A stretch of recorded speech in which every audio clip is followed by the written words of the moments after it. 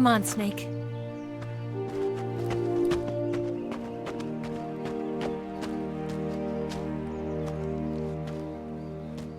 We made it. We made it. Over there.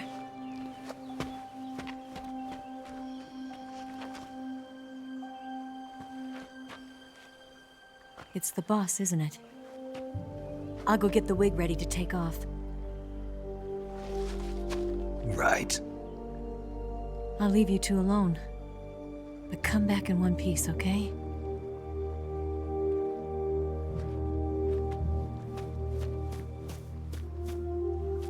Promise me!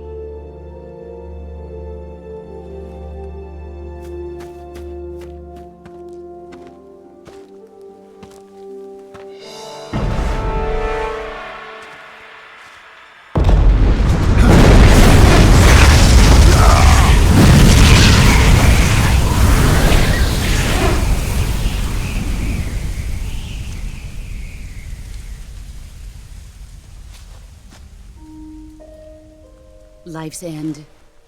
Isn't it beautiful? It's almost tragic. When life ends, it gives off a final lingering aroma. Light is but a farewell gift from the darkness to those on their way to die. I've been waiting, Snake, for a long time. Waiting for your birth, your growth, and the finality of today. Boss. Why are you doing this? Why? To make the world one again. The world used to be whole. But with the end of the Second World War, the philosophers began to fight amongst themselves, and the world was torn apart. The Cobras, my comrades who trained and fought alongside me, were torn apart as well. The foibles of politics and the march of time can turn friends into enemies just as easily as the wind changes. Ridiculous, isn't it? Yesterday's ally becomes today's opposition. And this Cold War? Think back. When I was leading the Cobras, America and Russia were fighting together. Now, consider whether America and Russia will still be enemies in the 21st century. Somehow I doubt it. Enemies change along with the times, the flow of the ages, and we soldiers are forced to play along. I didn't raise you and shape you into the man you are today just so we could face each other in battle. A soldier's skills aren't meant to be used to hurt friends. So then what is an enemy? Is there such a thing as an absolute timeless enemy? There is no such thing, and never has been. And the reason is that our enemies are human beings like us. They can only be our enemies in relative terms. The world must be made whole again. The philosophers must be reunited. I will devote my skills to that purpose. And with the Colonel's money, I will achieve that end. Just as I once created the Cobras. They are my family. I may no longer be able to bear children, but I still have a family. It was November 1st, 1951. I was in the Nevada desert participating in atomic testing. The name Nevada is derived from Spanish, covered in snow, white as snow. And snow is exactly what I saw in that Nevada desert. It froze my blood white. Snake, you were an atomic test subject, weren't you? On Bikini Atoll. That's part of the reason I was drawn to you. You and I are alike. We're both slowly being eaten away by the karma of others. we'll never have the chance to die peacefully of old age. We have no tomorrow. But we can still have hope for the future. In 1960, I saw a vision of the ideal future from space. 3 years earlier, the Soviet Union had succeeded in launching Sputnik, the first man-made satellite in history, into orbit. This came as a huge shock to the United States. In response, America threw everything it had into its own manned spaceflight project, the Mercury program. Even as the Soviets seemed poised to send their first man into space, America was still experimenting with chimpanzees and rockets. The government wanted human data. So they secretly decided to send a human being into space. I was the one they chose. At the time, they didn't have the technology to block out cosmic rays, and whoever they sent up would inevitably be exposed to heavy radiation. That's why they chose me. After all, I'd already been irradiated once. Of course, you won't find any of this in the history books. I could see the planet as it appeared from space. That's when it finally hit me. Space exploration is nothing but another game in the power struggle between the US and the USSR. Politics, economics, the arms race, they're all just arenas for meaningless competition. I'm sure you can see that, but the Earth itself has no boundaries. No East, no West, no Cold War. And the irony of it is, the United States and the Soviet Union are spending billions on their space programs and the missile race, only to arrive at the same conclusion. In the 21st century, everyone will be able to see that we are all just inhabitants of a little celestial body called Earth. A world without communism or capitalism, that is the world I wanted to see. But reality continued to betray me. In 1961, I was sent to Cuba, to Bahia de Cochinos. It was part of a CIA-sponsored invasion under the guise of taking Cuban exiles back to their country. But the US government betrayed them. Our weak-kneed president held back their air support. Defenseless, the exiles were annihilated by the Cuban army. All I could do was watch in silence. I was set up by the very country I'd sacrificed so much for, by the very government I dedicated my life to defending. I was driven from the surface world, and I went underground. Then, 2 years ago, I faced the sorrow, my old comrade in battle.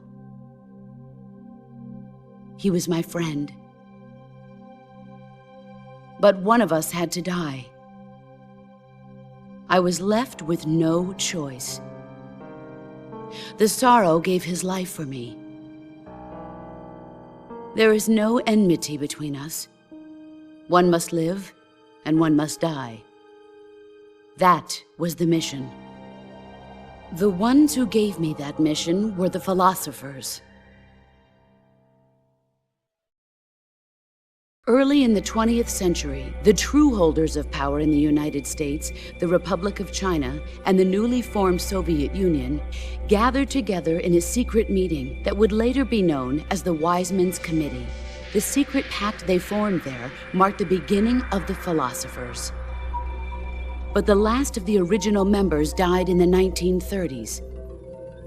After that, the organization began to run out of control, and the Wise Men's Committee degenerated into a mere shell of its former self. The philosophers of today have no sense of good or evil. Their influence extends to countries and organizations involved in every aspect of every war.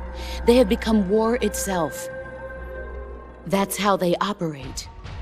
The sacrifices of war cause a shift in the times. This shift leads to renewed conflict, and in turn triggers the next war.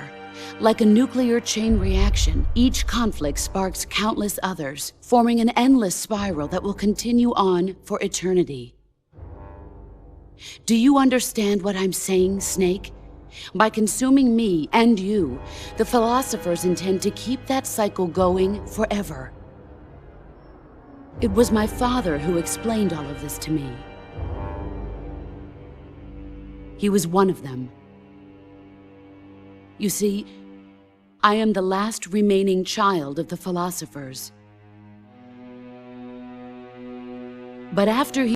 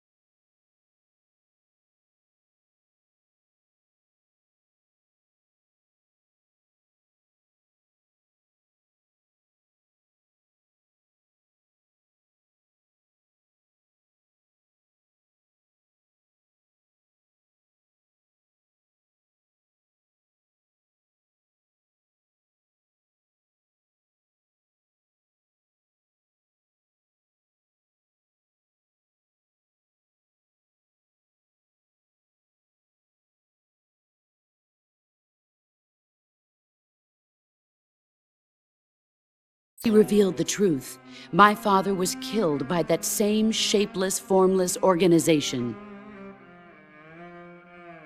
And my father isn't the only thing the philosophers have taken from me. In June of 1944, the Cobras and I took part in the landing at Normandy. We'd been given a top-secret mission to locate and destroy enemy V-2 rocket installations. I was pregnant at the time. The sorrow was the father. I gave birth on the field of battle. A beautiful baby boy. But my child was snatched away from me by the philosophers.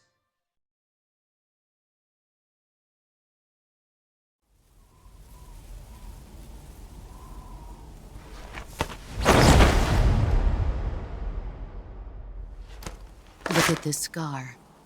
This is proof that I was once a mother. I gave up my body and my child for my country. There is nothing left inside me now. Nothing at all. No hatred, not even regret. And yet sometimes at night, I can still feel the pain creeping up inside me, slithering through my body like a snake.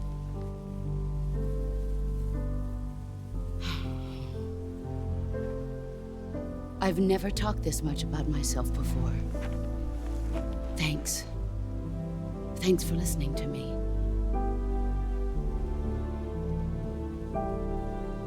I feel content. Snake, commence the operation. I raised you. I loved you. I've given you weapons, taught you techniques, endowed you with knowledge. There is nothing more for me to give you. All that's left for you to take is my life, by your own hand. One must die, and one must live. No victory, no defeat. The survivor will carry on the fight. It is our destiny. The one who survives will inherit the title of boss. And the one who inherits the title of boss will face an existence of endless battle. I'll give you 10 minutes. In 10 minutes, MiGs will come and bomb the hell out of this place. If you can beat me in less than 10 minutes, you'll be able to escape in time. Let's make this the greatest 10 minutes of our lives, Jack. Boss. You're a soldier. Finish your mission. Prove your loyalty. Face me. I come.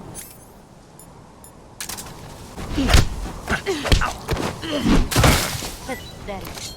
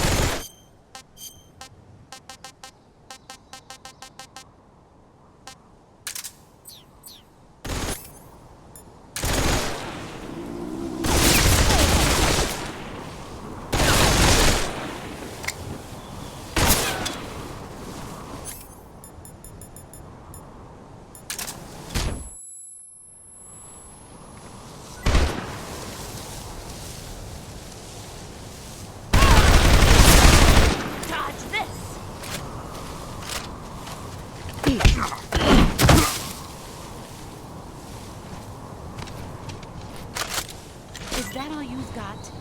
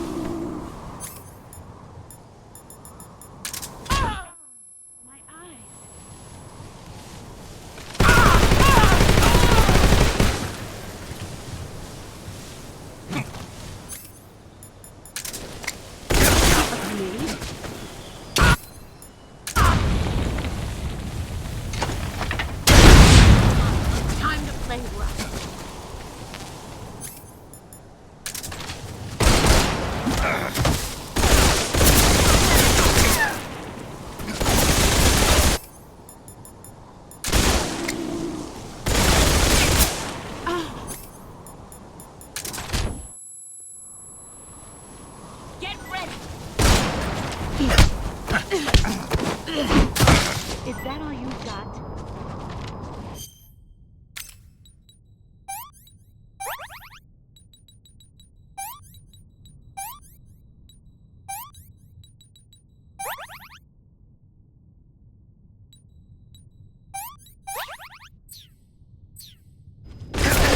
Heads up, Snake.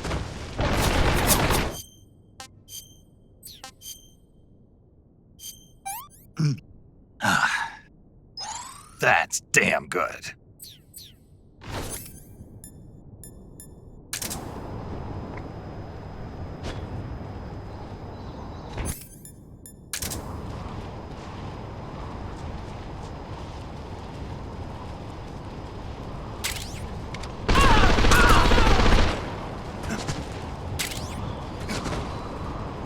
Brace yourself.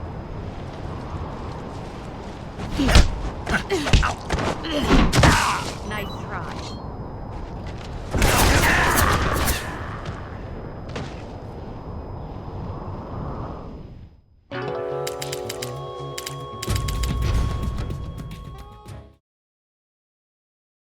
I come.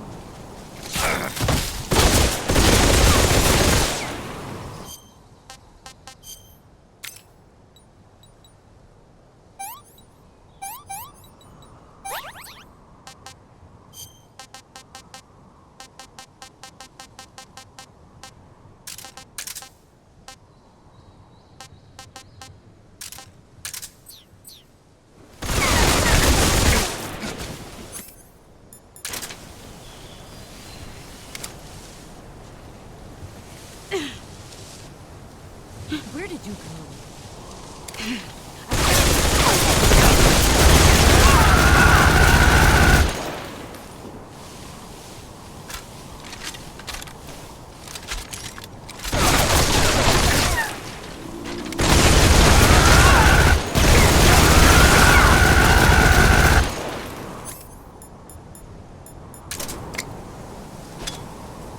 Grenade!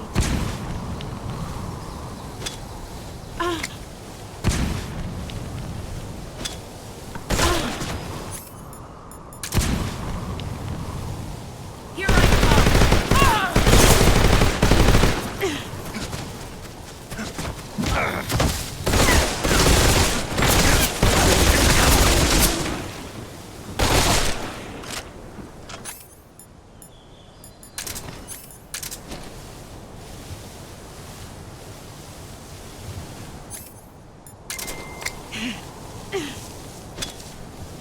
Where are you? My eyes.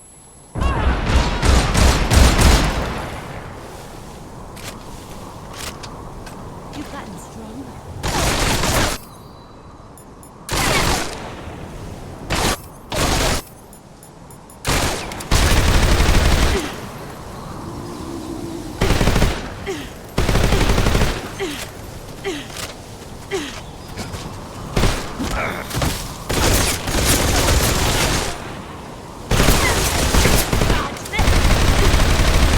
Here I come!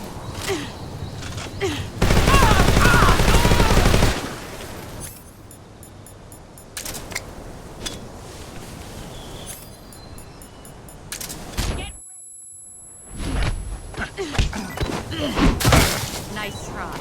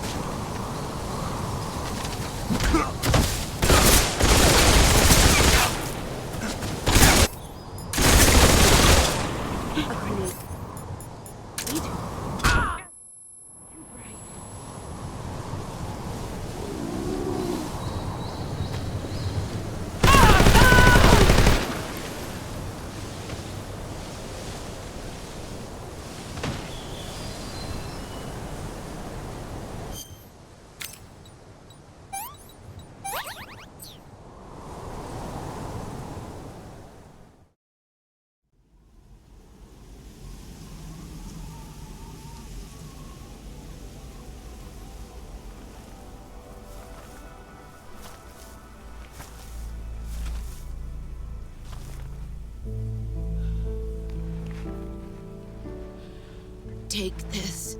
Keep it safe.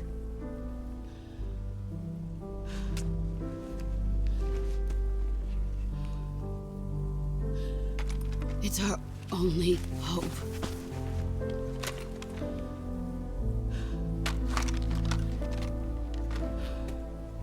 A patriot? Why are you giving me this? Jack. Or should I say, Snake. You're a wonderful man. Kill me. Kill me now. Do it.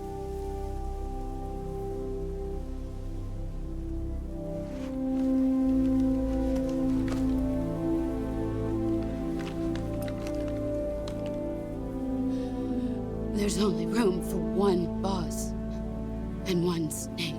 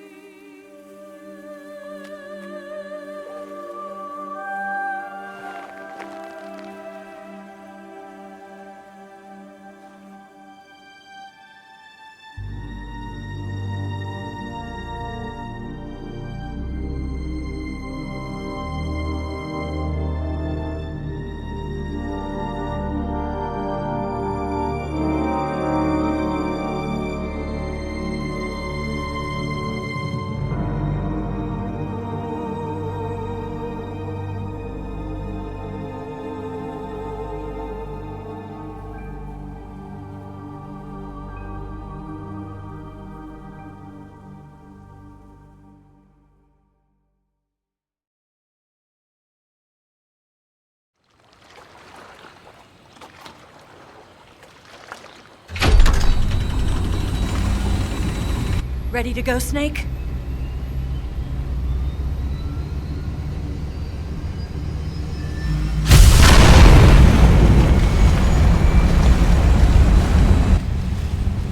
Are you okay? Snake? Yeah.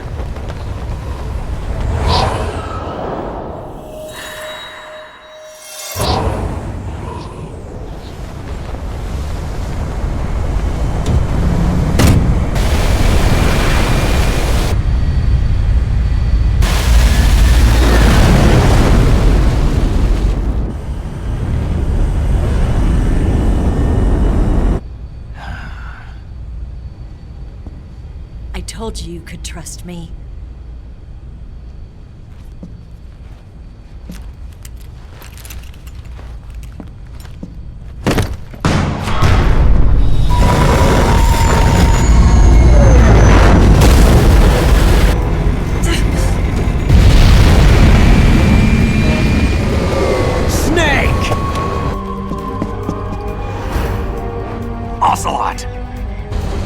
done yet!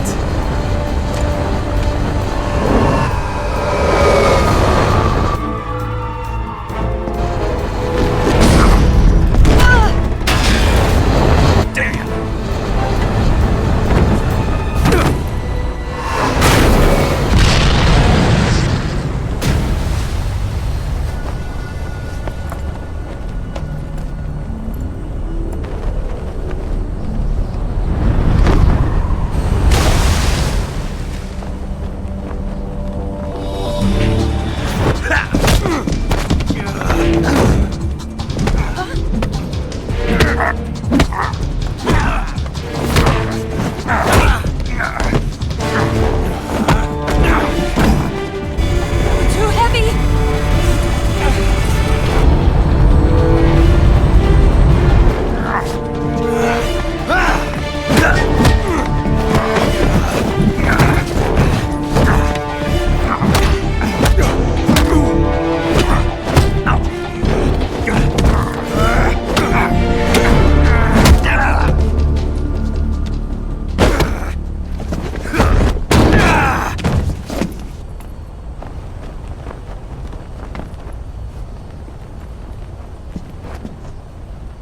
Snake, try to remember some of the basics of CQC.